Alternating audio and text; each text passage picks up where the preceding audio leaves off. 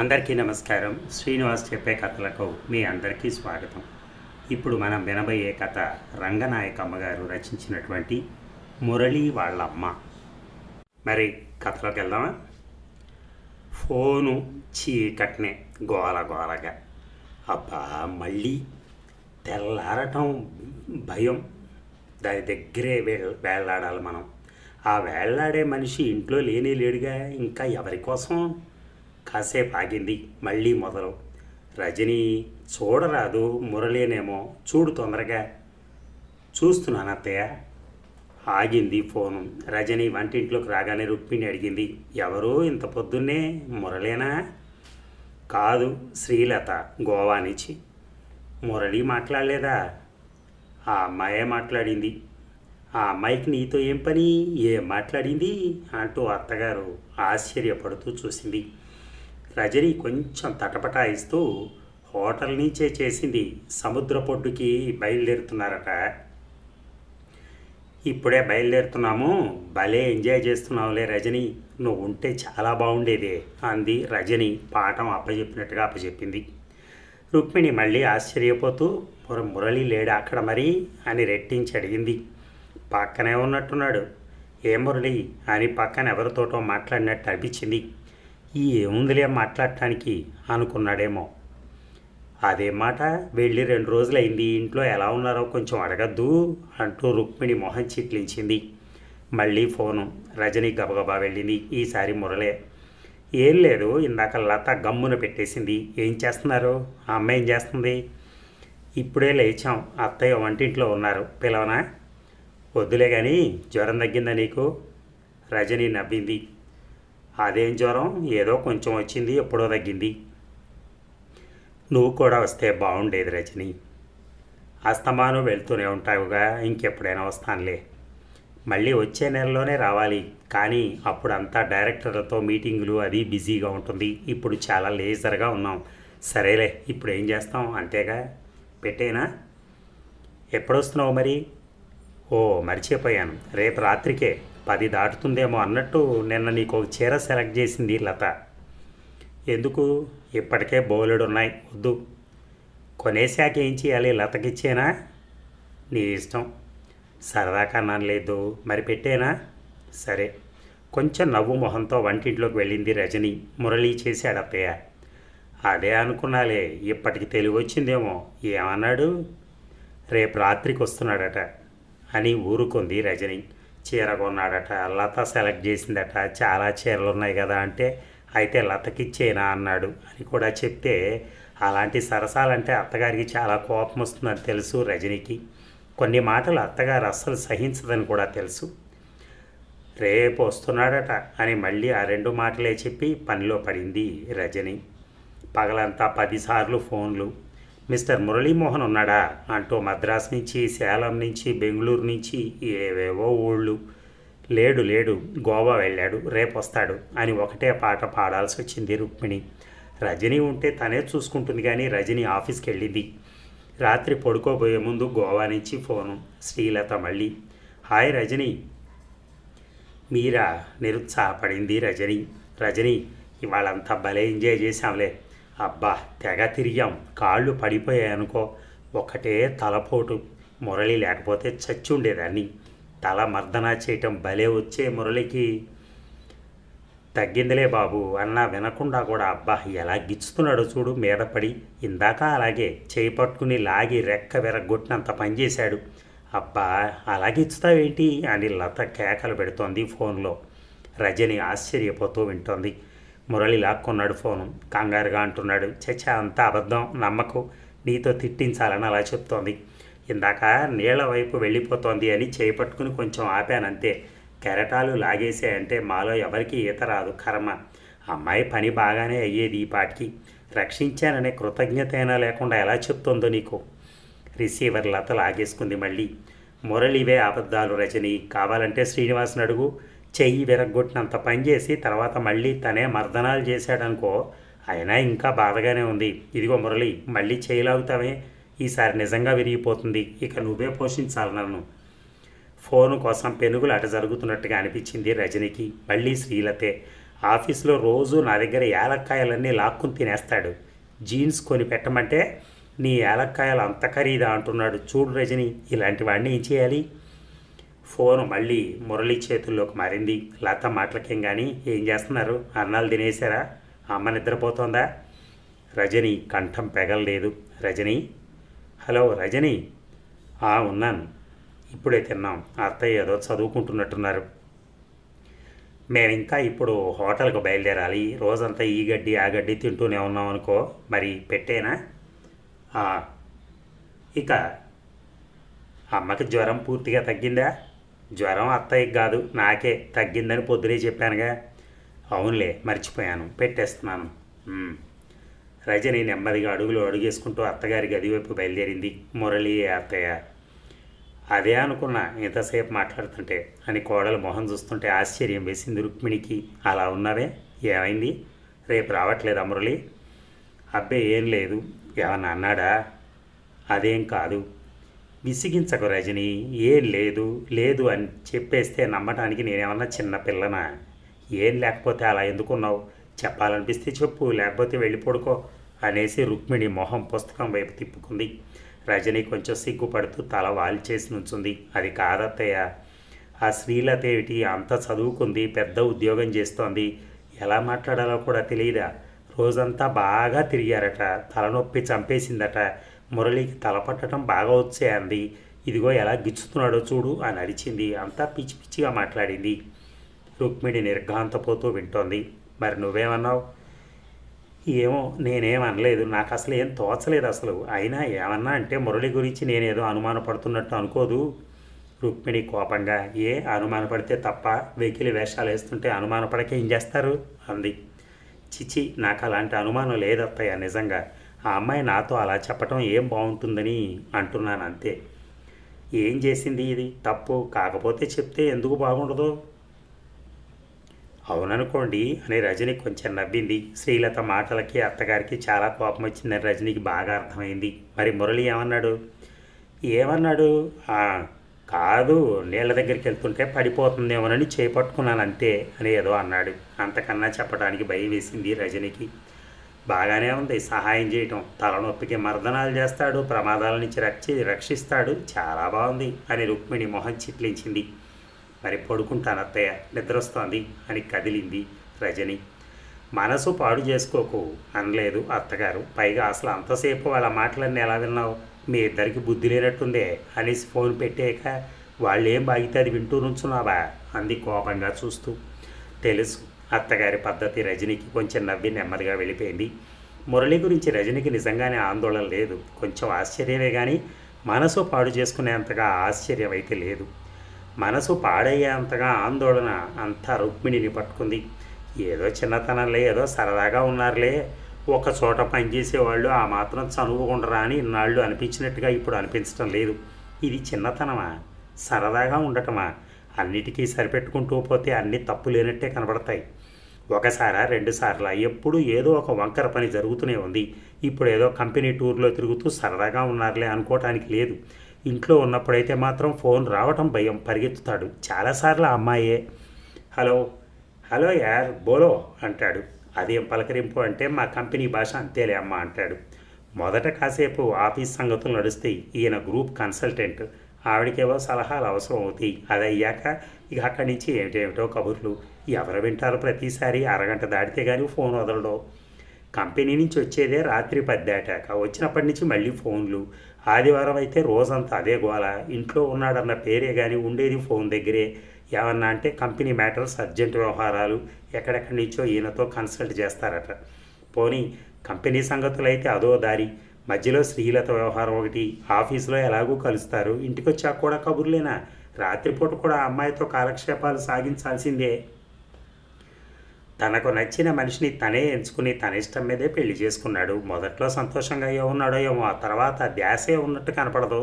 తన జీవితంలోకి వచ్చిన మనిషితో మాట్లాడుకోవడానికి రోజుకు 10 నిమిషాలు టైం లేదు. ఆఫీసులో మనుషుల కోసం గంటలు గంటలు టైం పెడతాడు, పైగా ఆనందంగా. అదంతా సరదాగానా, కాలక్షేపంగానా? పరాయి ఆడపిల్లల చేతులు పట్టుకుని లాగటాలా, తలకు మర్దనాలా? ఎవరికన్నా పిచ్చి వాళ్ళకి చెప్పమను, వాళ్ళైతే నమ్ముతారు. ఎవరిని నమ్మిస్తాడు ఇలాంటి మాటలు చెప్పి? రజనికి అనుమానం లేకపోతే అది ఆ అమ్మాయి బుద్ధి లేనితనం, లేకపోతే సిగ్గుమాలినతనం. ఏదైతేనే చాప కింద నీరులాగా పాకిపోతున్నట్టే ఉంది వ్యవహారం. ఇంకా సందేహం ఏమిటి? మురళి అవతారం ఈనాటికి ఇలా తేలిందా? మురళేనా ఈ మనిషి? నిలువెల్ల ఆదర్శాలతో తొణికిసలాడుతూ అగ్నిలాగా ఉండేవాడు. ఎలాంటి బిడ్డ ఎలా తయారయ్యాడు? ఈ కంప్యూటర్ కంపెనీ ఉద్యోగంలో పడి రుక్మిణి కళ్ళల్లో నీళ్లు తిరిగాయి. జ్ఞాపకాల్లో దృశ్యాలు మారిపోతున్నాయి. 17 ఏళ్ల క్రితం అర్ధరాత్రి చీకట్లో తల్లి కొడుకులిద్దరూ వాకిట్లో కూర్చుని కంటికి మంటికి ఏకధాటిగా ఏడ్చారు. అప్పుడు మురళికి 13 ఏళ్ళు. భార్య బిడ్డల్ని ప్రేమించే హృదయం లేని తండ్రితో ఆ తల్లి కొడుకులిద్దరికీ ఏనాడు శాంతిగా గడవలేదు, ఏనాడు సంతోషంగా గడవలేదు. అయినా కాలం నిశ్శబ్దంగా సాగిపోతూనే ఉంది. అప్పటిదాకా భర్తలో అంత నీచత్వం ఊహించలేదు రుక్మిణి. ఆ రోజు తలుచుకోవటానికే మనస్కరించదు. రహస్యం అంతా బయటపడింది. అయినా ఆ భర్త ఏమాత్రం తడబడలేదు. భార్యకి తెలిసిపోయిందని లక్ష్యమే లేదు. ఇప్పుడు నీకేం లోటు చేశాను అన్నాడు, జంకు గొంకు లేకుండా. మళ్ళీ మళ్ళీ అదే మాట అన్నాడు. చెప్పు, ఇప్పుడు నీకేం లోటు చేశానో చెప్పు. నీకు తిండి పెట్టడం లేదా? పిల్లాన్ని చదివించడం లేదా? చెప్పు అన్నాడు. ఏం జవాబు ఉంటుంది భార్య దగ్గర? అతను పెట్టే తిండితో పూట గడుస్తున్న భార్యకి, భార్యాబిడ్డలకి ఏం లోటు చేశాడో తెలియని వాడికి ఏం లోటు చేశాడో చెప్పాలంటే ఏం జవాబు ఉంటుంది భార్యకి? మారో మాట్లాడకుండానే అక్కడి నుంచి వెళ్ళిపోయింది రుక్మిణి. అతను నిద్రపోయాడు. మురళి నిద్రపోయాడు. రుక్మిణి తిండి మానుకొని నిద్ర మానుకొని వాకిట్లో చీకట్లో కూర్చుని ఏడ్చింది. ఏడుస్తూనే ఉంది. మురళి నిద్ర కళ్ళతో వచ్చి తల్లి పక్కన చేరి బొసం మీద మొహం ఆనించాడు. అమ్మా ఎందుకు అని కలవరపడ్డాడు. చాలాసేపు చెప్పలేకపోయింది అమ్మ. అమ్మతో పాటు మురళి కూడా ఏడ్చాడు. ఎందుకో తెలియకుండానే అమ్మతో కలిసి ఏడ్చాడు. వద్దు అని అమ్మ వారించింది. కొడుకు ఏడు పాపటానికి తన ఏడు పాపుకుని చెప్పింది. మీ నాన్న ఇంకో కాపురం పెట్టాడు ఇంకో ఇంట్లో అని. తనతో ఏం మాట్లాడినాడో కూడా చెప్పింది. ఏమర్థమైందో కానీ మురళి ఎంత కోపం తెచ్చుకున్నాడో, ఎంత ఉడికిపోయాడో. ఇద్దరూ అలాగే కూర్చున్నారు నిస్సహాయంగా. అమ్మ ఏం చేద్దాం అన్నాడు హఠాత్తుగా. ఆ మాటలు గుర్తొస్తే రుక్మిణికి ఇప్పటికీ శరీరం పులకరిస్తుంది. ఏం చేద్దామమ్మా అన్నాడు మళ్ళీ. ఏదో చెయ్యాలి, ఏడవటం కాదు, ఇంకేదో చెయ్యాలంటున్నాడు. తనే మార్గం కూడా చూపించాడు. చిచి ఇక్కడ ఉండద్దు అన్నాడు ఆగ్రహంగా. ఉండక ఏం చేస్తాం నాన్న? ఎక్కడికి పోతాం, ఎలా బతుకుతాం అనబోయి మాటలు ఆపుకుంది. ఎలాగోలా బతకాలి, బతకపోతే చావాలి. మరి నీ చదువు? మానేస్తాను, తొణుకు బెణుకు లేకుండా అన్నాడు. వీడి తిండి చదువు ఎవడికి కావాలి? నమ్మకం కలిగింది కొడుకు మీద రుక్మిణికి. నెల తిరిగేటప్పటికీ వాళ్ళ కళ నిజమైంది. వాళ్ళది కాని కొంపలోంచి కట్టుగుడ్డలతో బయటపడ్డారు. వాళ్ళు గూడు వాళ్ళు ఏర్పరచుకున్నారు. స్నేహితులు సహాయం చేశారు. రుక్మిణికి సంగీత పాఠాలు చెప్పుకునేపాటి విద్య తెలుసు. కానీ దాని మీద ఆధారంతో బతకలేమని చిన్న స్కూల్లో హాయాగా చేరింది. భర్తగారు వచ్చి పడి నీకేం లోటు చేశాను అన్నాడు మళ్ళీ. నా కొడుకుని నేను తీసుకుపోతానని అందరి ముందు గంతులేశాడు. మురళి ఆగ్రహంతో కళ్ళు ఇంత చేసి, ఎవడ్రా నీ కొడుకు? తల్లి లేకుండా కొడుకు ఎక్కడి నుంచి వచ్చాడనుకున్నావు? ఇంకా నేను అమ్మ కొడుకునే, పో అని తండ్రిని చిత్కరించాడు. 13 ఏళ్ల పసితనంలో తల్లికి అండగా తల్లి పక్కన నిలబడ్డాడు. భార్యాబిడ్డల బెడద నిజంగా వదిలినందుకు తండ్రి లోపల సంతోషిస్తూ తిరిగి చూడకుండా మాయమయ్యాడు. వాడిని అంత తేలిగ్గా వదిలిపెట్టకూడదు. కోర్టుకు లాగి భరణం కక్కించాలి, లేకపోతే మురళి ఎలా చదువుకుంటాడు అన్నారు స్నేహితులు. చిచి, వాడి డబ్బుతో చదువుకునే కంటే కూలి పని చేసుకుంటానన్నాడు మురళి. 2వ నెలలో మనీ ఆర్డర్ పంపించాడు తండ్రి. రుక్మిణి తటపటాయిస్తుంటే వాడి డబ్బా తీసుకోవద్దు అని తల్లిని హెచ్చరించాడు. మనం అడగలేదు, తనే పంపించాడు కదా, తీసుకోకపోతే నీ చదువుకి ఇబ్బంది అవ్వదు రేపటి నుంచి అంది. మురళి ఒప్పుకోలేదు. మన మీద ఏమీ ప్రేమ లేని వాడిచ్చే డబ్బుతో నేను చదువుకోవాలా? చిచ్చి, నాకు ఇష్టం లేదు. నీకెందుకు? నేను తప్పకుండా చదువుకుంటానుగా. ఆ డబ్బు లేకపోయినా చదువుకుంటాను అన్నాడు ధీమాగా. పెద్ద చదువుల్లోకి వెళ్తే చాలా ఖర్చు అవుతుందంటారుగా అంది తల్లి. పర్వాలేదమ్మా, పెద్ద చదువులు లేకపోతే ఏం పోయింది, ఉద్యోగం చేస్తూ చదువుకుంటాను అన్నాడు మళ్ళీ. తండ్రి చేసిన అన్యాయానికి కొడుకు అంత పట్టుదలగా ఉన్నందుకు రుక్మిణి పొంగిపోయింది. 4 రోజుల తర్వాత మనీ ఆర్డర్ తిరగొట్టారు. ఆనాటి నుంచి తల్లికి కొడుకు, కొడుక్కి తల్లి ఆధారం. ఆ ఇద్దరికి అండ ఒకరిద్దరు బంధువులు, స్నేహితులు. రుక్మిణి ఆయా పనిచేస్తుంటే కుట్టు పని నేర్చుకుంది. 2-3 పిల్లలకి సంగీత పాఠాలు కుదుర్చుకుంది. మురళి తల్లి మాటే వేదంగా అనుసరించాడు. పెట్టిన తిండి తిన్నాడు, ఇచ్చిన బట్ట కట్టాడు. కాళ్ళకి చెప్పులు లేకపోయినా లక్ష్య పెట్టకుండా స్కూల్లో తిరిగాడు. పుస్తకాలు లేకపోయినా స్నేహితుల ఇళ్ళ చుట్టూ తిరిగి చదువుకున్నాడు. ఇది కావాలి అది కావాలి అని తల్లిని ఏనాడు ఇబ్బంది పెట్టలేదు. పిల్లాడిని చూసి ముచ్చట పడని వాళ్ళు లేరు. ఆ తల్లి కొడుకులకు సహాయాలు చేయటానికి సంతోషపడని వాళ్ళు లేరు. కానీ ఆ తల్లి కొడుకులు స్నేహితుల డబ్బు సహాయాన్ని ఏనాడు ఒప్పుకోలేదు. ఎన్ని లోట్లున్నా ఎన్ని అవసరాలున్నా ఎక్కడికక్కడ సరిపెట్టుకోవడమే ఆనందంగా రెండో ఆలోచన లేకుండా కాలం గడిపారు. తమ బతుకు తాము బతకడమే తమ లక్ష్యమైనట్టు, తమ లక్ష్యమే తమ జీవితం అయినట్టు అన్ని ఇబ్బందుల్ని ఓర్చుకుంటూ కాలం గడిపారు. మురళి ఎప్పుడూ చదువులో మునిగి ఉత్సాహంతో పొంగిపోతూ ఉండేవాడు. కాలేజీ మ్యాగజైన్స్లోనూ ఇక్కడ అక్కడ కవిత్వాలు రాసేవాడు. చెట్ల మీద పిట్టల మీద విద్యార్థి సంఘాల్లో ఉపన్యాసాలు ఇచ్చేవాడు. విద్యార్థుల హక్కుల మీద అవసరాల మీద ఎక్కడ ఏ మీటింగ్ ఉన్నా అక్కడికి పరిగెత్తేవాడు. ఏనాడు ఆడంబరాల వైపు చూడలేదు. ఆ కాలంలో ఇస్త్రీ బట్టలు అంటే ఏమిటో ఎరగడు. ఒకరికి ఒకరుగా బతుక్కొస్తున్న ఆ తల్లి కొడుకులకు 10-12 ఏళ్ల కాలం కనురెప్పపాటులా గడిచిపోయింది. పట్టిందల్లా బంగారం అయినట్టు రాసిన పరీక్షలన్నీ పాస్ అవుతూ వచ్చాడు మురళి. 22 ఏళ్ల వయసులో చిన్న కంప్యూటర్ సెంటర్లో ఉద్యోగానికి చేరిపోయాడు. మొదటి సంవత్సరంలో 2 కంపెనీల్లోకి మారాడు. ఉద్యోగం దారి ఉద్యోగాంది, చదువు దారి చదువుది. ఎప్పుడూ ఏదో ఒక పరీక్షలకి చదువుతూ ఆటలాగా కాలక్షేపం చేసేవాడు. ఉద్యోగం ఉన్నా పరీక్షలున్నా ఉత్సాహంతో మీటింగులకు పరిగెత్తేవాడు. పుస్తకాల షాపుల వెంట తిరిగి పాతవి కొత్తవి పుస్తకాలు తెచ్చుకునేవాడు. వారం రోజుల పేపర్లన్నీ ముందేసుకుని తనకు నచ్చినవన్నీ కత్తిరించుకుని కవర్లలో పెట్టుకునేవాడు. టేప్ రికార్డర్ పెట్టుకుని గంటలు పాటలు వినేవాడు. ఏమాత్రం టైం దొరికిన లైబ్రరీలో కూర్చునేవాడు. తనకు నచ్చిన పుస్తకాలన్నీ తల్లికి చదివి వినిపించేవాడు. ఆ రోజుల్లో ఇంట బయట అన్నీ అతనే తిరిగేవాడు. 3 ఏళ్ల కాలంలోనే 4 కంపెనీలు మారాడు. మేనేజ్మెంట్ పరీక్షలు రాసి ఉద్యోగంలో ఎదిగాడు. ఇంకా ఎదుగుతూనే ఉన్నాడు. అమ్మా, ఇప్పుడు నా జీతం ఎంత అనుకున్నావు అన్నాడు ఒకరోజు హఠాత్తుగా. ఏమోలే, ఎంత అయితే ఏంలే అంది అమ్మ నవ్వుతూ. అలా తీసేకు 12,000. చా ఏమిటి, సంతోషిస్తారా చా అంటారా? ఎందుకు సంతోషించడం? మళ్ళీ ఎప్పుడో హఠాత్తుగా అమ్మ నాకు ప్రమోషన్ వచ్చింది అంటాడు, లేకపోతే మా కంపెనీలో నాకు అవార్డు వచ్చింది అంటాడు, లేకపోతే ఇంకేదో అంటాడు.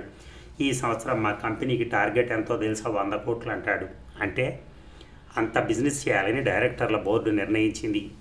అసలు ₹1,00,00,000 అంటేనే అది ఊహకు అందదు. అలాంటిది 100 కోట్లు, అదేదో 100 పైసలు అన్నట్టుగా చెప్పేస్తాడు. ఎలా సంపాదిస్తారు అంత బిజినెస్? సంపాదిస్తాం, చూస్తూ ఉండు. కాళ్ళకి చెప్పులు లేకపోయినా లక్ష్యం లేకుండా తిరిగిన మురళేనా ఈ మురళి అని తెల్లబోవటం తల్లి వంత అవుతుంది.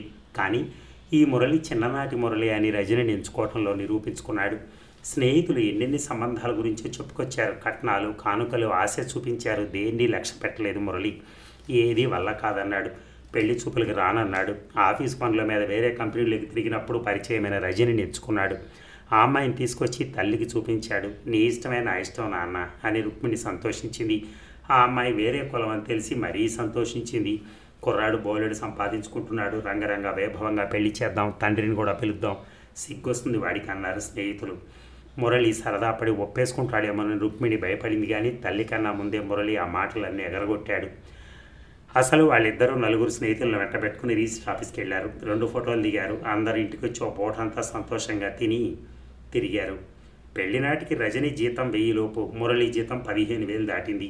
నా జీతంతో పోలిస్తే నీ జీతం 15వ వంతు కూడా లేదే అన్నాడని ఒకరోజు రజని నవ్వుతూ చెప్తుంటే రుక్మిణి మొహం చిట్లించింది. మురళి అన్నదానికి ఆ మాటలు రజని నవ్వుతూ చెప్పిన దానికి కూడా రుక్మిణికి కోపం వచ్చింది. అవే మాటలు మురళి, అలా అంటే అమ్మాయి చిన్నపుచ్చుకోదు అంది. సరదాగా అన్నాను అంతే. అదేం సరదా, ఎవరు ఉద్యోగం వాళ్ళ గొప్ప. చిన్నప్పటి సంగతులన్నీ మర్చిపోయినట్టున్నావే. నేను ఆయాగా చేరిన మొదట్లో 100 రూపాయలు ఇచ్చేవారు. అదే మహాప్రసాదం అనుకుంటూ బతికాం, గుర్తులేదా? మురళి కొంచెం సిగ్గుపడ్డాడు. నిజంగా సరదాగా అన్నానమ్మా అని మళ్ళీ చెప్పుకున్నాడు. ఆ రోజు అలా అన్నాడా? మళ్ళీ ఒకరోజు రజనీకి ఆ ఉద్యోగం ఎందుకు, అసలు మనకేం లోటని అన్నాడు తల్లితో రజని ముందు. రజని ఏం కష్టపెట్టుకుంటుందో అని రుక్మిణి కంగారు పడింది. కానీ రజని నవ్వుతూనే చూసింది.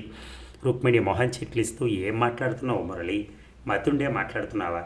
నీకు పెద్ద జీతం ఉందని ఆ అమ్మాయి ఇంట్లో కూర్చోవాలా? భార్యను లోటు లేకుండా పోషిస్తావా? నువ్వు అనవలసిన మాటలేనా ఇవి అని కోపంగా మాట్లాడింది. అప్పటి నుంచి రజని ఉద్యోగం గురించి ఎత్తటం మానేశాడు. ఇక ఎప్పుడు కంపెనీ, ఇంట బయట కంపెనీ జపం తప్ప రెండో మాట లేదు. పొద్దున 9కి వెళ్తే రాత్రి 10కో 11కో రావటం, ఒక్కొక్కసారి 12కి, రోజుకు 14 గంటలో 16 గంటలో కంపెనీ కోసమే. ఒక్కో రోజు ఎగురుకుంటూ వస్తాడు. గవర్నమెంట్ నుంచి మాకు 50 లక్షలకు ఆర్డర్ వచ్చింది అంటాడు పొంగిపోతూ. మర్నాడు మూడో నాడో నీరసంగా వస్తాడు. వేరే కంపెనీ వాళ్ళు కొట్టేశారు మా ఆర్డరు, పోతే పోయిందిరే, దాని తాత లాంటిది 1 crore ఆర్డర్ ఎక్స్పెక్ట్ చేస్తున్నాం అంటాడు. సరే కానీ ఇంత ఆలస్యం అయింది ఏంటి అని అడుగుతాను నేను. ఎండీతో మీటింగ్ కోసం ఆగాల్సి వచ్చింది, ఆయన గోవా నుంచి రావాలి, ఫ్లైట్ లేట్ అయింది. స్నానం చేసి వస్తాడు. సేఠి అని మా ఎండి భలే క్లవర్, తమాషాగా మాట్లాడతాడు అంటాడు. బోలెడు సార్లు తనే అంటాడు మా డైరెక్టర్లంతా దొంగలు అని. అంతలోనే సేఠి మంచివాడు ఎలా అవుతాడో మరి అది నాకు అర్థం కాదు. మంచివాడన్నానా, క్లవర్ అన్నా, నిజంగా క్లవరే, వర్క్ కూడా తెలుసు. అబ్బా పోని, నువ్వు అసలు ఇంట్లో ఉన్నప్పుడు కంపెనీ సంగతిలో మాట్లాడుకో అని ఒక్కోసారి రజనీ కూడా విసుక్కుంటూ ఉంటుంది. ఇవాళ పేపర్ చూసావా అంటే, పేపర్ చూసి వారం రోజులైంది అంటాడు.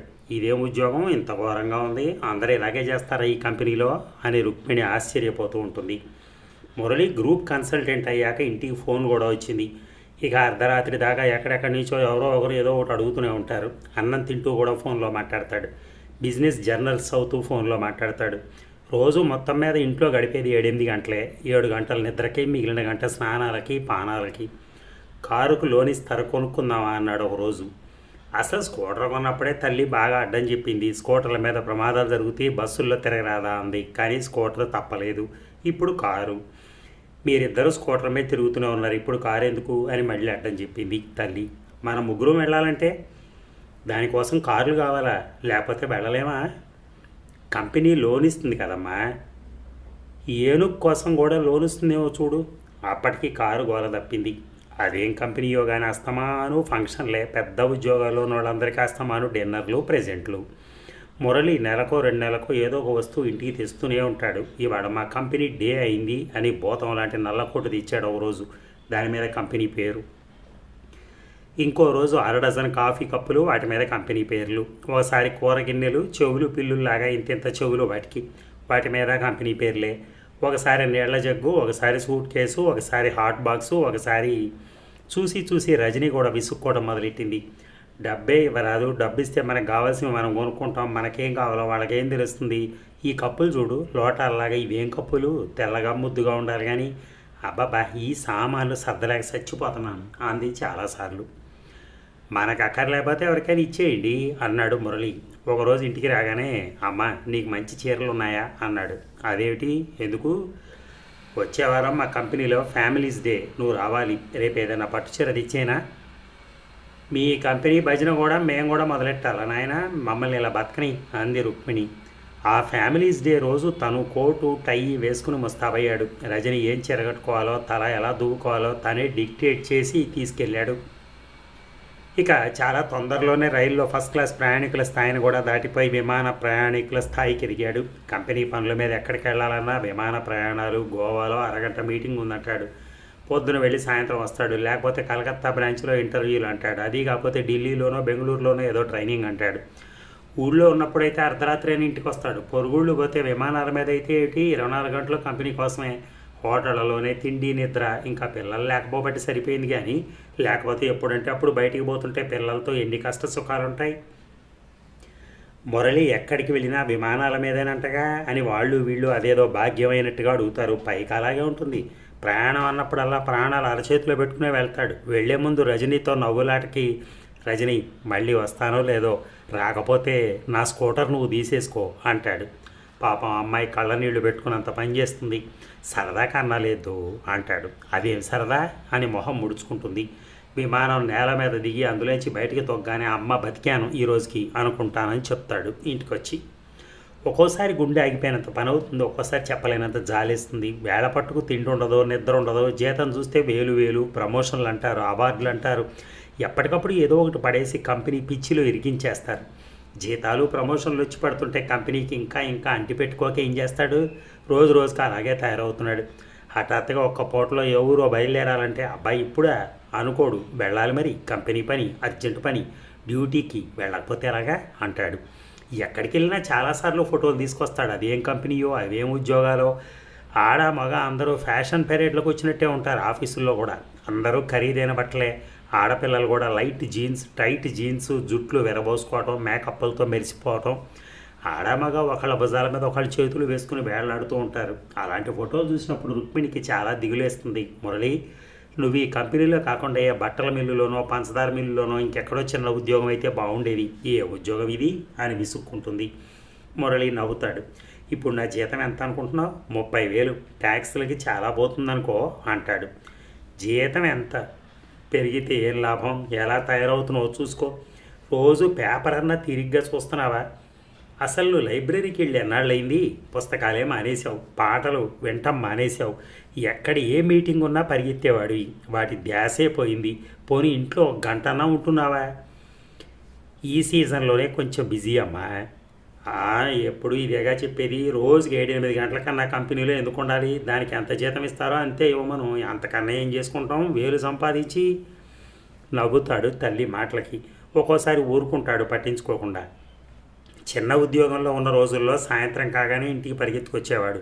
తల్లి వంట పనిలో ఉంటే, నువ్వు బట్టల పని చూసుకో, నేను చేసేస్తాను, లేకపోతే ఏదన్నా చదువుకో వెళ్ళు అని చేతుల్లో పని లాక్కునేవాడు.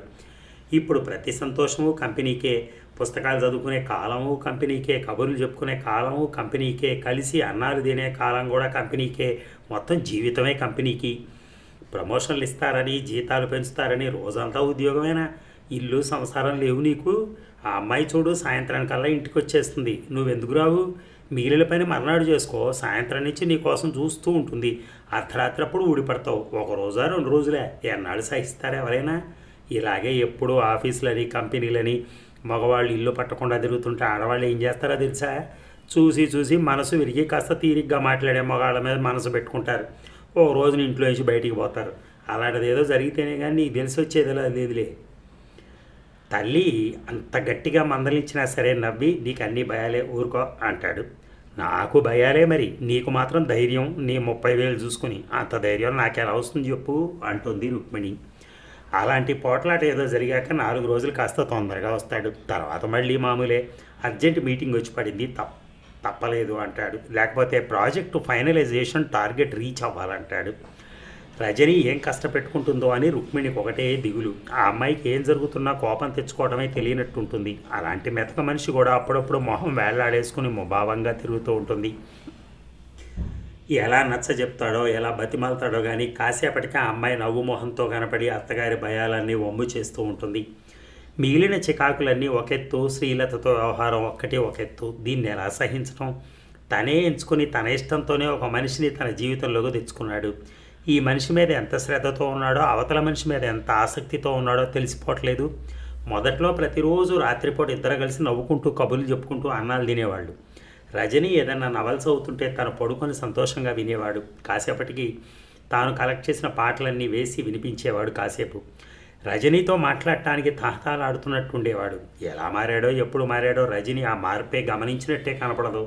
అన్నాలు తిన్నావా అని అమ్మాయి అడిగితే, బిజినెస్ జర్నల్లో మొహం పెట్టుకుని నువ్వు తినే అంటాడు. ఆ అమ్మాయి కాసేపు చూసి ఆ పని చేస్తుంది, మనసు కష్టపెట్టుకోదు. ఆ అమ్మాయి ఏదన్నా చదువుతుంటే వింటూ ఉన్నవాడల్లా ఫోన్ రాగానే పరిగెత్తుతాడు. శ్రీలతే కాలక్షేపం కబుర్లు 15 గంట సేపు. అప్పటికి ఫోన్ పెట్టి వెనక్కి రాగానే రజని ఎప్పట్లాగే మళ్ళీ చదువుతుంది. పుస్తకం విసిరేసి లేచిపోదే అనిపిస్తుంది రుక్మిణికి. నిన్నటిదాకా రుక్మిణికి కూడా కొడుకు మీద అనుమానం లేదు. కానీ కళ్ళ ముందు ఎన్ని జరుగుతున్నా సందేహించకపోతే అంత గుడ్డి ప్రేమ ఎవరిని రక్షిస్తుంది? ఇక ట్యాక్సీ దిగి ఇంట్లో కాలు పెట్టగానే, రజని వచ్చేసా, నా స్కూటర్ నాకే ఇచ్చేయాలి సుమా అంటాడు. క్షేమంగా వచ్చేసాడనే సంతోషంతో రజని నవ్వింది. అప్పటి నుంచి టూరు కబుర్లు చెప్తూనే ఉన్నాడు. ఆ బీచ్కి వెళ్ళాం, ఈ థియేటర్కి వెళ్ళాం, షిప్పులో తిరిగామంటూ. సూట్ కేసు తెరిచి జీడిపప్పు ప్యాకెట్లు, భోజనాలు టేబుల్ మీద పడేశాడు. అమ్మా నీకే అంటూ పట్టుగుచ్చు లాంటి చెప్పులు తెచ్చి తల్లి పాదాల దగ్గర పెట్టాడు. రజనీ మీదకి చీర ప్యాకెట్ విసిరేశాడు హాస్యంగా. చూడు లత సెలెక్ట్ చేసింది. అరే మర్చిపోయానంటూ ఫోన్ దగ్గరికి పరిగెత్తాడు. లత వాళ్ళ ఇంటికి ఫోన్ చేసి ఇంటికి చేరిందా అని వాకప్ చేశాడు. ఇంకా రాలేదా అని కంగారు పడ్డాడు. రాగానే చేయమనండి అని ఫోన్ పెట్టేశాడు. అర్జెంటుగా స్నానం చేయాలంటూ బాత్రూంలో పరిగెత్తాడు. బయటికి రాగానే ఎవరైనా ఫోన్ చేశారా అన్నాడు ఆతృత పడుతూ. లేదు అంది రజని మోభావంగా. లేదా అంటూ ఫోన్ దగ్గరికి పరిగెత్తాడు. అవతల నుంచి ఆ అమ్మాయే మాట్లాడింది. ఇప్పుడు ఏం చేద్దాం అనుకుంటున్నాను అంది. నేనెంత కంగారు పడుతున్నానో తెలుసా? నేనే డ్రాప్ చేసి ఇటు వస్తే పోయేదనుకుంటున్నాను. సర్లే సేఫ్గా చేరావు, పెట్టేస్తున్నా అని ఫోన్ పెట్టేశాడు. అన్నం పెట్టేనా అంది రజని అప్పటిదాకా ఎదురు చూస్తూ నిలబడి. ఆ మాటకి జవాబు చెప్పకుండానే అమ్మ నీ జ్వరం తగ్గిందా అంటూ తల్లి గదిలోకి వెళ్ళాడు. రుక్మిణి అంతా వింటూనే ఉంది. కొడుకు చేష్టలు చూస్తూనే ఉంది. మొహం చిట్లిస్తూ జ్వరం నాకు కాదులే రజనీకి, అన్నం తినేసిరా మాట్లాడుకోవచ్చు అంది. హాల్లోకి పరిగెత్తాడు. సారీ రజని మర్చిపోయాను, ఇప్పుడు బాగానే ఉంది కదా, అన్నం పెట్టేస్తావా అంటూ టేబుల్ దగ్గర కూర్చున్నాడు. రజని కొంచెం నవ్వు మొహంతో భోజనం వడ్డించే కార్యక్రమం ప్రారంభించింది. వచ్చే వారం మళ్ళీ వెళ్ళాలేమో, ఇంకా ఫైనలైజ్ కాలేదు, ఒక్కరోజేలే. గోవాయేనా? కాదు, సేలం. అన్నట్టు చీర నచ్చిందా? రజని కొంచెం నవ్వి బాగుంది. మరి ఏంటనుకున్నావు, లత టేస్ట్ చాలా ఫైన్గా ఉంటుంది. ఇవాళ ఆఫీస్కి వెళ్ళావా? నిన్న కూడా వెళ్ళాను. జ్వరంతోటే తగ్గిందిగా. 2 రోజులు రెస్ట్ తీసుకుంటే ఏం సెలవు పెట్టలేకపోయావా? నీ ఆరోగ్యం కన్నా ఎక్కువ. రజని చిరునవ్వుతో ఊరుకుంది. ఎంత అల్ప సంతోషమో. భోజనం చేస్తున్న పావు గంటలో 2 సార్లు ఫోన్లు వేరే వాళ్ళు. తినడం పూర్తి చేసి తల్లి గదిలోకి వచ్చాడు. అమ్మా ఏంటి మాట్లాడాలన్నావు చెప్పు. భలే నిద్ర వచ్చేస్తుంది, 2 రోజుల నుంచి సరిగా నిద్రే లేదు అంటూ మంచం పక్కన కుర్చీలో కూర్చున్నాడు. అయితే వెళ్ళి నిద్రపో. కాదులే చెప్పు. ఏం లేదు, ఊరికే అన్నాను. మళ్ళీ వెళ్ళాలా ఎక్కడికన్నా? ఇప్పుడు కాదులే, వచ్చే వారంలో. అదేలే. తల్లి మొహంలో ఎంత చిన్న మార్పైనా మురళికి అర్థమైపోతుంది. అమ్మా ఎందుకు అలా ఉన్నావు, ఒంట్లో బాగాలేదా అన్నాడు కంగారుగా. అబ్బాయి అదేం లేదు, కొడుకు రాకముందున్న కోపం అంతా అడుగంటినట్టయింది. నేను నటించి ఏమిటో ఒకటే దిగులుగా ఉంది. ఎప్పుడో మర్చిపోయినవన్నీ గుర్తొస్తున్నాయి. నీ చిన్నప్పుడు మీ నాన్న సంగతి తెలిసినప్పుడు మనిద్దరం రాత్రి తెల్లవారులు వాకిట్లో కూర్చుని ఏం చేద్దాం అని ఆలోచించాం, గుర్తుందా? మురళి తెల్లబోతూ అదెందుకు ఇప్పుడు అన్నాడు. కాదులే చెప్పు, గుర్తుందా? ఎందుకు లేదు, బాగా గుర్తుంది. అప్పుడు మనిద్దరం కలిసి ఆలోచించుకున్నాం. ఇప్పుడు ఒక్కదాన్నే ఆలోచిస్తున్నాను ఏం చేయాలి అని. ఎందుకు, దేన్ని గురించి ఉంటుంది? మన గురించే. అప్పుడు ఆ మనిషి చేసిన దుర్మార్గానికి ఇద్దరం ఒక్క మాటగా నిలబడి అతనితో సంబంధం తెంపేసుకున్నాం. ఇప్పుడు నువ్వే అలాంటి పనికి తలపడితే నేనేం చేయాలి మురళి? నువ్వే చెప్పు, బాగా ఆలోచించి చెప్పు. నేనేం చేశానమ్మా అని మురళి నిర్ఘాంతపోతూ చూశాడు. నువ్వేం చేశావో ఏం చేస్తున్నావో నీకేం తెలుసు? అంత ఆశ్చర్యపోతావెందుకు? మీ నాన్న మనకు చేసిన ద్రోహమే నువ్వు రజనికి చేస్తున్నావు. శ్రీలతతో నీ వ్యవహారాలు నేను కూడా గ్రహించలేననుకుంటున్నావా? నేను కూడా చిన్నపిల్లని అనుకుంటున్నావా అంటూ రుక్మిణి కొడుకుని తీక్షణంగా చూసింది. మురళికి నోట మాట రానట్టు అయిపోయాడు. కంగారు పడుతూ అమ్మా అదేమిటి, శ్రీలతతో నా వ్యవహారాలు ఏమిటి, అలా మాట్లాడుతున్నావేమిటి అంటూ ఆశ్చర్యంగా చూశాడు. రుక్మిణి మొహం చిట్లిస్తూ అంది. ఎలా మాట్లాడుతున్నాను? ఉన్న సంగతే మాట్లాడుతున్నాను. లేని సంగతి కల్పిస్తున్నానా? నిన్ను నిష్కారణంగా అనుమానించడానికి నా మనసు ఒప్పుతుందా? కానీ ఎన్నాళ్ళు ఉంటాను కళ్ళు మూసుకుని? నువ్వు రజనీతో అడుగడుగున ఎంత నిర్లక్ష్యంగా ప్రవర్తిస్తున్నావో, ఆ శ్రీలత మీద ఎంత మోజుగా ఉంటున్నావో నేను గమనించడం లేదనుకుంటున్నావా మురళి? అయ్యయ్యో అదేం లేదమ్మా, నిజం, నన్ను నమ్ము. కొంచెం సరదాగా ఉన్నాం అంతే, అంతకన్నా ఏం సంబంధం లేదమ్మా. అంతే, ఏం లేదు. మురళి, ఆ అమ్మాయితో నీకేముందో ఏం లేదో ఈ మాటలు నువ్వు తల్లితో మాట్లాడాల్సిన మాటలు కావు. భార్యతో 10 నిమిషాలు ఓపికగా మాట్లాడలేవు నువ్వు. ఆ అమ్మాయితో 2 గంటలు ఫోన్లో ముచ్చట్లాడతావు. ఆఫీసులో కబుర్లు చాలక ఇంటి దగ్గర కూడా ఫోన్లు పట్టుకుని వేలాడతావు. ఎంత మోజు లేకపోతే ఆ పిల్ల తలకి మర్దనాలు చేస్తావు, చేతుల్లాగి సరసాలాడతావు. మీ నాన్న లాంటి వాడికి వేరే కాపురం పెట్టినా తప్పేం లేదు. నీకు కొంచెం సరదాగా తిరిగితే తప్పేం లేదు. ఈ తప్పొప్పులు మీరే నిర్ణయించుకుంటే కాదు, ఆ కష్టం కట్టుకున్న వాళ్ళకి తెలుస్తుంది. రజనిని నువ్వే నీ ఇష్టంతో చేసుకున్నావు. ఆ అమ్మాయిని నీకెవరూ బలవంతంగా అంటగట్లేదు. అయితే నీ మనసు మారిపోయింది, నీ ఆకర్షణలు మారిపోతున్నాయి. నీ చేతిలో లేని దానికి నువ్వు మాత్రం ఏం చేస్తావులే. అందుకే నీతో ఒక మాట చెప్పాలనుకుంటున్నాను. ఎన్నాళ్ళు ఈ బందికానాలో ఉంటావు? తెగించి నీ మనసులో బాధ రజనీకి చెప్పేయి. నీ మీద నాకు ఇష్టం పోయింది అని చెప్పేసేయి. నీ దారి నువ్వు వెళ్ళిపో. కొత్త మోజు ఎక్కడ ఎన్నాళ్ళ దాకుంటుందో అప్పటిదాకా అక్కడ ఆనందంగా ఉండు. అది కూడా మారిపోతే ఇంకొకటి రాదా? సరదాలకు కరువా? లోకం నిండా సరదాలే కదా. ఇక రజనీ సంగతి అంటావా? ఎవరి సంగతి వాళ్ళు చూసుకుంటారు. నువ్వేమన్నా అమ్మాయికి రక్షకుడివా? నువ్వు లేకపోతే ఆ అమ్మాయి ఏమన్నా చచ్చిపోతుందా? నన్ను పెళ్లి చేసుకున్న మనిషి నన్ను వదిలి పెట్టి వెళ్ళిపోతే నేను చచ్చిపోయానా? అలాగే ఇది కూడా. ఆ అమ్మాయి తన బతుకుతుంది. ఆ ఆలోచన నీకు అక్కర్లేదు. నీ దారి నువ్వు వెళ్ళిపో. ఆ శ్రీలతతో మాట్లాడుకుని తొందరగా ఏర్పాటు చేసుకో. ఈ మాటే చెప్పాలనుకున్నాను నీకు, అంతే. విన్నావు కదా, ఆ ఏర్పాటు ఏదో చేసుకో. మురళి కింద పెదవి మీదకెత్తకుండా తల వాలేసి కూర్చున్నాడు. కట్టుకున్నవాడు వీసమెత్తన్న అభిమానం చూపించలేదని నేను, కన్న తండ్రి అన్నడు ప్రేమించలేదని నువ్వెంత క్షోభపడ్డావో అంతా మర్చిపోయావు. నీ కాలం వచ్చినప్పుడు నువ్వు అలాగే తయారయ్యావు. ఆ మనిషి చేసింది దుర్మార్గం అయితే నువ్వు చేసేది సన్మార్గం అవుతుందా? ఆ మనిషితో ఎందుకు తెగదెంపులు చేసుకున్నావు? అదే పని నువ్వు చేస్తే నీతో రాజీ పడతాననుకున్నావా? భర్తను ఎదిరించి బతికింది బిడ్డలతో రాజీలు పట్టడానిక? నీ చేష్టలు చూస్తూ తల ఊపుతూ కాలం గడుపుకోమంటావా? అలా జరగదు మురళి. ఎవరి దారి వాళ్ళు చూసుకుందాం. నా కుట్టు పని నాకుంది, నా ఆయా పని నాకు మళ్ళీ దొరక్కపోదు. తిండి సంపాదించుకోవటం కష్టం కాదు. నీ దారి నీది, నా దారి నాది. ఇది చెప్పాలనే నిన్నటి నుంచి ఆలోచిస్తున్నాను. విన్నావు కదా? మురళి జవాబు చెప్పే ప్రయత్నం చేయలేదు. రజని నిర్ఘాంతపోతూ తలుపు దగ్గర నిలబడి వింటోంది. అత్తగారిని అంత కోపంగా ఎప్పుడూ చూడలేదు. భర్తని అంత నిస్సహాయంగా కూడా ఎప్పుడూ చూడలేదు. రజని కూర్చో, నీతో కూడా మాట్లాడాలి అంది రుక్మిణి. రజని మారు మాట్లాడకుండా బల్ల చివర కూర్చుంది. మురళితో మాట్లాడింది విన్నావా? ఆ శ్రీలతతో వ్యవహారం నీకు ఎలా ఉందో కానీ నేను మాత్రం భరించలేకపోతున్నాను. నీతో మాట్లాడటానికి 2 నిమిషాలు కూడా శ్రద్ధ పెట్టడు. ఆ మనిషి కోసం ఫోన్ దగ్గరే వేళ్లాడతాడు. నువ్వెంత ముచ్చటగా పుస్తకం చదివి వినిపిస్తుంటే అవతల మనిషి ఫోన్లో పిలవగానే నిన్ను తోసి పారేసి ఆ మనిషితో కాలక్షేపం చేస్తాడు. అది చాలదు నీ శరీరం దహించుకుపోవటానికి, నీ రక్తం ఉడికిపోవటానికి. అంతా నీ కళ్ళ ముందే జరుగుతూ ఉంటుంది. అయినా నువ్వు చూడదలుచుకోవు. నువ్వు గట్టిగా బాధపడటం నేను ఒక్కసారి కూడా చూడలా. ఇంత నిమ్మకు నీరెత్తినట్టు ఎందుకుంటావో నాకు అర్థం కాదు. మురళికి నీ మీద ప్రేమ పోయిందని నీకు అర్థం కావట్లేదా రజని? మనసు లేని కాపురం ఎందుకని అతనికి చెప్పేరాదు? అతని దారిని అతను వెళ్ళిపోమని వదిలేరాదు? నీకు ఇంకో దారి ఏర్పడేదాకా నీకు అండగా నేనుంటాను. నన్ను నమ్ము. మురళిని ఈ బందికాన నుంచి పంపించేయి. అతనికి ఎవరితో ఆనందంగా ఉంటే వాళ్ళతో బతకమని చెప్పు. నీతో ఆనందం లేదు కదా, అలాంటి మనిషితో జీవితం ఎందుకు నీకు? చేయలేవా అలాంటి పని? ఎందుకు చేయలేవు? మురళి చేస్తలే బాగున్నాయా నీకు? ఇలాగే భరిస్తూ ఉంటావా? నీ జీతం కన్నా అతని జీతం 20 రెట్లో 25 రెట్లో ఎక్కువ. అతను నీ కోసం కొనని వస్తువు లేదు. రేపమాప కారు కూడా తేబోతున్నాడు. రాబోయే కాలం అంతా ఇంతకన్నా సిరి సంపదలతో గడుస్తుంది. కాకపోతే నువ్వు అతన్ని చూసి చూడనట్టు వదిలేయాలి. వేలు సంపాదించే భర్త కదా, కంప్యూటర్ కంపెనీలో పెద్ద పదవిలో ఉన్నాడు కదా. అతని సరదాలు అతనికి ఉంటాయి పాపం. అతని కాలక్షేపాలు అతనికి ఉంటాయి. నీ కోపతాపాలతో అతనికి కాళ్ళబంధం కాకూడదు. ఆ ఒక్క స్వేచ్ఛ అతనికి ఇచ్చేస్తే నీ కోసం అతను ఎన్ని వస్తువులైనా కొంటాడు. అందుకే నువ్వు ఇంత అణకువగా ఉంటున్నట్టున్నావు. మీ ఇద్దరితోటి పిచ్చి తిన్నట్టుగా ఉంది నాకు. ఇంకా ఎన్నాళ్ళలాగా? ఇద్దరు తేల్చి చెప్పండి. ఎప్పట్లాగే మనం ముగ్గురం కలిసి ఉందామా, లేకపోతే రజని మనిద్దరం కలిసి ఉందామా? అది ఇది కాకపోతే నా దారి నేను వెళ్ళిపోనా? ఏదో ఒకటి తేల్చుకోవాలి మనం. మీతో సర్దుకోవటం నా వల్ల కాదు. అది చేతనైతే నా బతుకు ఇంకోలాగా నడిచేది. అతని భార్యల్లో ఒక భార్యగా అక్కడే పడి ఉండేదాన్ని.